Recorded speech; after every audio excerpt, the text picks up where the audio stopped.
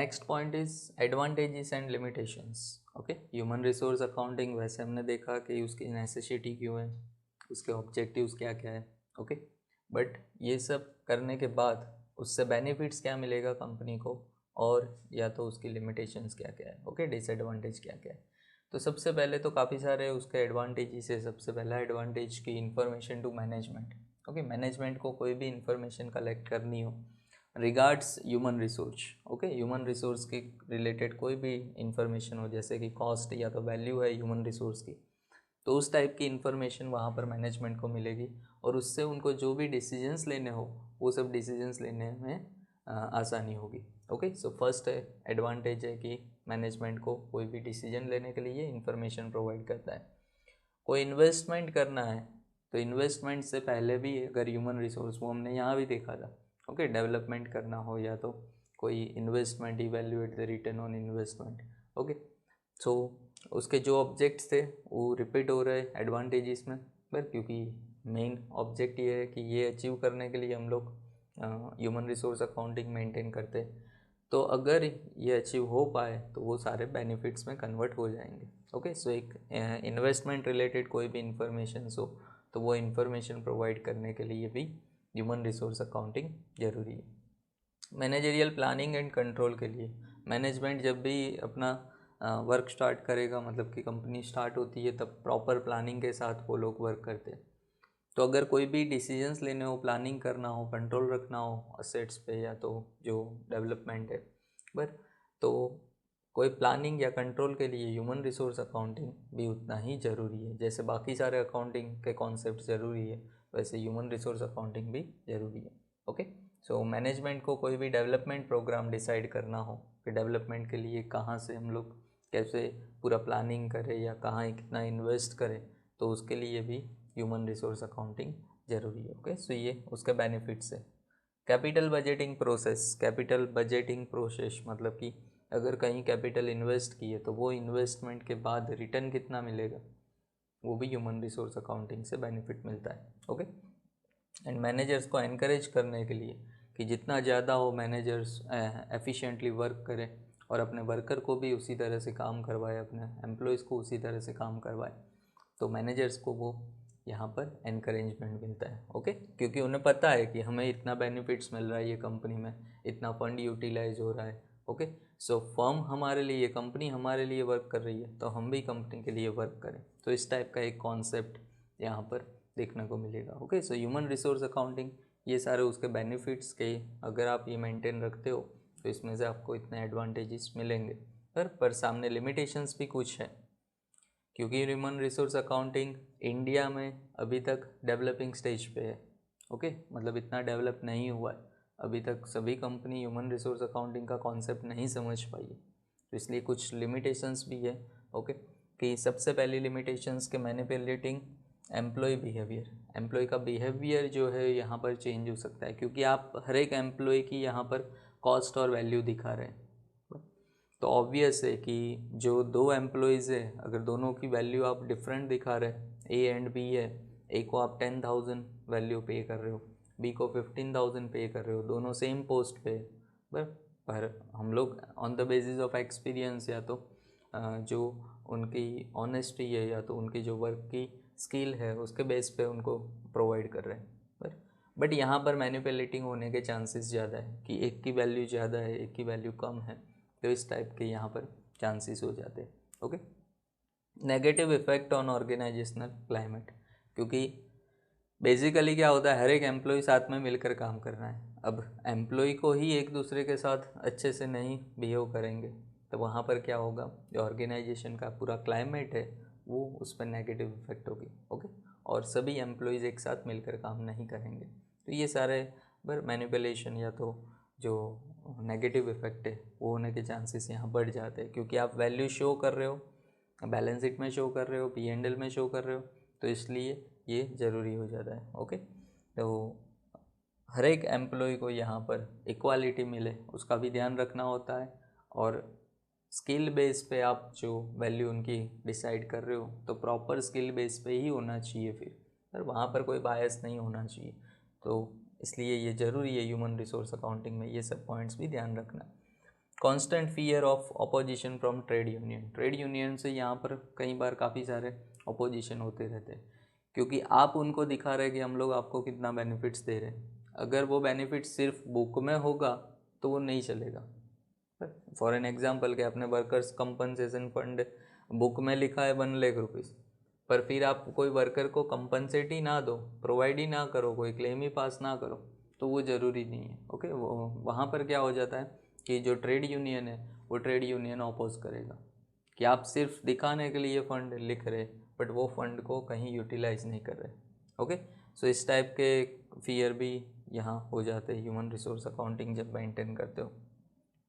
Not useful, not understood the concept.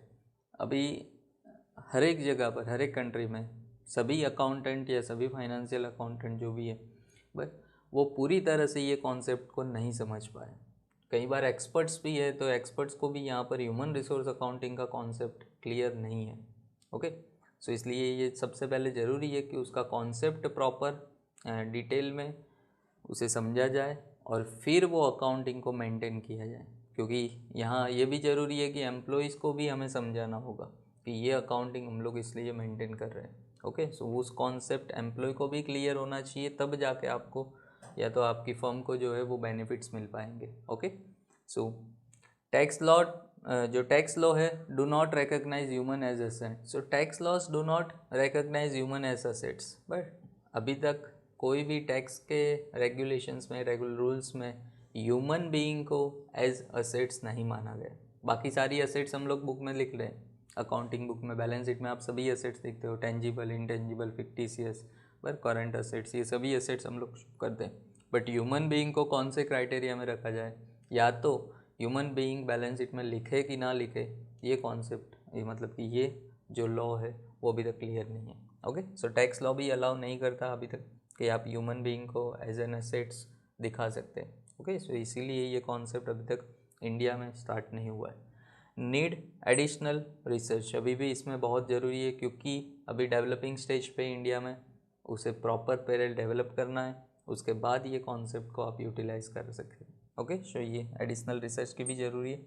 और कोई period decided नहीं है कि आप जो ह्यूमन की जो वैल्यू है वो कितने टाइम की आप यहाँ पर फिक्स करोगे, मतलब 6 मंथ, ईयरली, या तो फिर कितने टाइम के लिए। और ये अनसर्टेन है ना, अगर आपने दिखा भी दिया पर वो बेनिफिट्स आपको कितने टाइम के लिए मिलेगा वो यहाँ पर सर्टेन नहीं है। अगर आपने लिखा कि 2 इयर्स तक ये एम्प्लॉय से हमें बेनिफिट मिलेगा, पर वो 2 इयर्स तक आपकी कंपनी में वर्क करेगा कि नहीं, वो उस क्वेश्चन मार्क है। ओके, सो वो बेनिफिट्स आपको 2 इयर्स तक मिलेगा, उसकी कोई गारंटी नहीं है, क्योंकि फ्यूचर अनसर्टेन होता है, फ्यूचर का कोई पता नहीं है। बट अगर वो एम्प्लॉय की डेथ हो गई या तो वो एम्प्लॉय कहीं दूसरी जगह चला गया, तो फिर जो भी आपने उसके कॉस्ट किया है, जो भी आपने बेनिफिट्स लिखे थे कि हमें 5 इयर्स तक ये बेनिफिट मिलेंगे, बट वो कोई बेनिफिट नहीं मिल पाएंगे।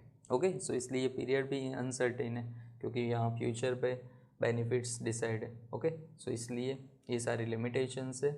ऐसे काफ़ी सारे अलग अलग कॉन्सेप्ट्स, अलग अलग मेथड्स यहाँ पर आपको बताई गई है, जिसमें कॉस्ट रिलेटेड मेथड्स है कि जिससे आप ह्यूमन रिसोर्स अकाउंटिंग, अलग अलग ऑथर ने यहाँ पर बट काफ़ी सालों से मेथड्स डिस्कस की है कि आप ह्यूमन रिसोर्स अकाउंटिंग को in the book of accounts कैसे रिकॉर्ड कर सकते हो। तो कॉस्ट मेथड है, मॉनेटरी मेथड्स है।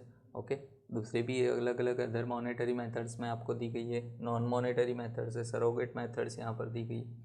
बट वो सारी मेथड्स अभी आपके इस क्वेश्चन में, आपके सिलेबस में सिर्फ कॉन्सेप्ट उसके समझाए पर, बट वो डिटेल में एग्ज़ाम में नहीं पूछा जाता है। ओके, बट एक जो लास्ट मेथड थी जिससे हम लोग यहाँ डिस्कस करेंगे कि जो रिकॉर्डिंग है, मतलब कि जो human resource accounting in the book of account कैसे रिकॉर्ड किया जाएगा, उसकी एक मेथड यहाँ पर हम लोग डिस्कस करेंगे, जो काफ़ी बार एग्ज़ाम में भी वो क्वेश्चन रिपीट हुआ है। ओके, और एग्ज़ाम में बेसिकली ये 4 जो क्वेश्चन हमने यहाँ डिस्कस किए हैं, नीड, ऑब्जेक्टिव्स, एडवांटेजेस, लिमिटेशंस, और एक और क्वेश्चन हम लोग यहाँ डिस्कस करेंगे जिसमें जो रिकॉर्डिंग है ह्यूमन रिसोर्स अकाउंटिंग का वो कैसे किया जाता है वो देखते हैं। Okay, so recording and disclosure of human resource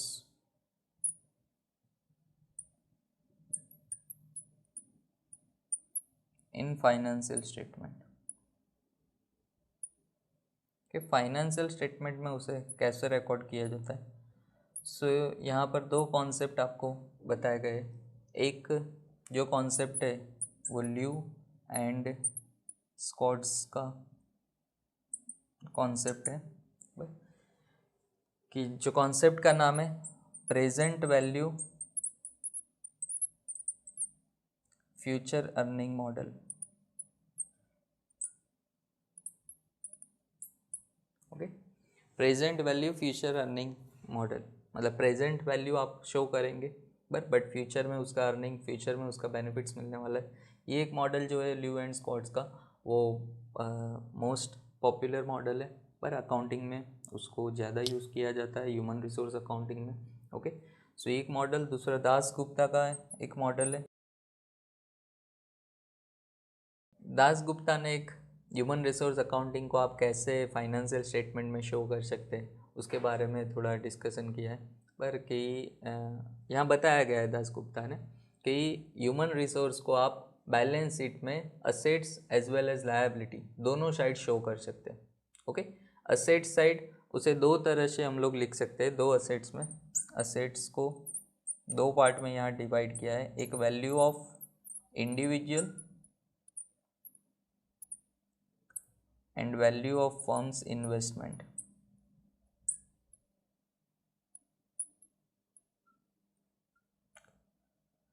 मतलब कि इंडिविजुअल यानी वर्कर्स पे, एम्प्लॉयज़ पे कितनी कॉस्ट उसके ट्रेनिंग पे, रिक्रूटमेंट में, वो सब हम लोग यहाँ पर फर्म्स का इन्वेस्टमेंट लिखेंगे।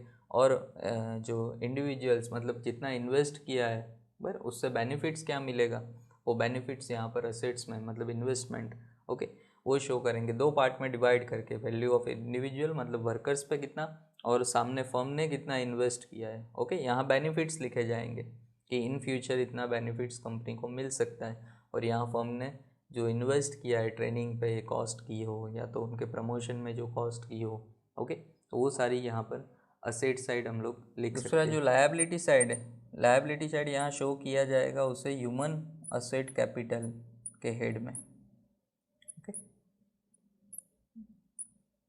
Human assets capital. तो जो वैल्यू ऑफ इंडिविजुअल है, वैल्यू ऑफ इंडिविजुअल में जो अमाउंट्स हम लोग लिखेंगे वही अमाउंट ह्यूमन असेट्स कैपिटल में लिखा जाता है कि जो बेनिफिट्स मिलने वाला है पर वर्कर्स से या तो एम्प्लॉयज़ से, वो उतना कैपिटल यहाँ पर इन्वेस्टेड होगा। ओके, सो वो लायबिलिटी साइड। तो असेट्स एंड लायबिलिटी साइड दोनों साइड दास गुप्ता ने बताया। सो मोस्ट केसेस में क्या होता है, ह्यूमन रिसोर्स को सेपरेट असेट्स या लायबिलिटी में नहीं दिखाया जाता है। फाइनेंशियल स्टेटमेंट में उसे सेपरेट नहीं दिखाया जाता है, बट असेट्स और लायबिलिटी में उसे इंक्लूड किया जाता है। बट दास गुप्ता ने यहाँ जो कॉन्सेप्ट अपना बताया है कि जिसमें असेट्स और लायबिलिटी साइड दोनों साइड आप किस तरह से उसे शो कर सकते हैं, ओके, ह्यूमन असेट्स को और लायबिलिटी साइड। ओके, तो वो यहाँ पर हमने डिस्कस किया। शो काफ़ी बार एग्ज़ाम में भी रिपीट हुआ है कि जो डिस्क्लोज़र है ह्यूमन रिसोर्स को फाइनेंशियल स्टेटमेंट में कैसे लिखा जाता है, तो उसके बारे में शॉर्ट नोट पूछी जाती है, तो ये आपको लिखना है। Okay, so basically human resource accounting में इतने क्वेश्चंस आपको दिए गए, इसको अच्छे से रीड करना। अगर कहीं कोई डाउट हो तो आप पूछ सकते हैं। ओके, यहाँ पर ये चैप्टर हम लोग ओवर करते हैं।